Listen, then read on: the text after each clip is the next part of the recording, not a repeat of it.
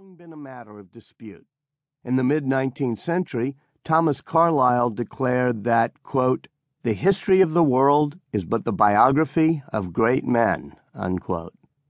And Herbert Spencer responded with a theory that emphasized the role of societal forces. Academics and participants often view this balance differently. Quote, "As a professor, I tended to think of history as run by impersonal forces," Henry Kissinger told reporters during one of his Middle East shuttle missions in the 1970s. "But when you see it in practice, you see the difference personalities make," he said. When it comes to digital age innovation, as with Middle East peacemaking, a variety of personal and cultural forces all come into play, and in this book, I've sought to weave them together. The Internet was originally built to facilitate collaboration. By contrast, personal computers, especially those meant to be used at home, were devised as tools for individual creativity. For more than a decade, beginning in the early 1970s, the development of networks and that of home computers proceeded separately from one another.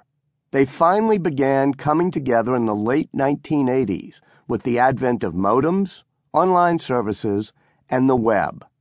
Just as combining the steam engine with ingenious machinery drove the Industrial Revolution, the combination of the computer and distributed networks led to a digital revolution that allowed anyone to create, disseminate, and access any information anywhere. Historians of science are sometimes wary about calling periods of great change revolutions because they prefer to view progress as evolutionary. Quote, "There was no such thing as a scientific revolution, and this is a book about it," is the wry opening sentence of the Harvard professor Stephen Shapin's book on that period. One method that Shapin used to escape his half-joking contradiction is to note how the key players of the period, quote, "vigorously expressed the view," unquote, that they were part of a revolution. Quote, "Our sense of radical change afoot comes substantially from them," unquote.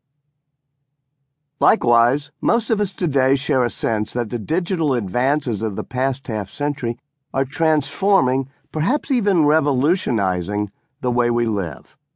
I can recall the excitement that each new breakthrough engendered. My father and uncles were electrical engineers, and like many of the characters in this book, I grew up with a basement workshop that had circuit boards to be soldered, radios to be opened, tubes to be tested, and boxes of transistors and resistors to be sorted and deployed. As an electronics geek who loved Heathkits and ham radios, WA5 John Thomas Peter was my handle, I can remember when vacuum tubes gave way to transistors. At college, I learned programming using punch cards, and recall when the agony of batch processing was replaced by the ecstasy of hands-on interaction. In the 1980s, I thrilled to the static and screech that modems made when they opened for you the weirdly magical realm of online services and bulletin boards. And in the early 1990s, I helped to run a digital division at Time and Time Warner that launched new web and broadband internet services. As Wordsworth said of the enthusiasts who were present at the beginning of the French Revolution, quote, "Bliss was it in that dawn to be alive," unquote. I began work on this book more than a decade ago.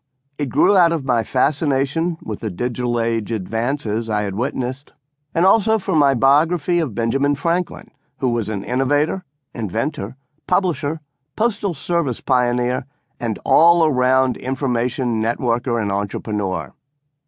I wanted to step away from doing biographies, which tend to emphasize the role of singular individuals, and once again do a book like The Wise Men, which I had co-authored with a colleague about the creative teamwork of 6 friends who shaped America's Cold War policies.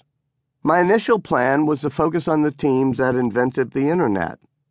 But when I interviewed Bill Gates, he convinced me that the simultaneous emergence of the Internet and the personal computer made for a richer tale.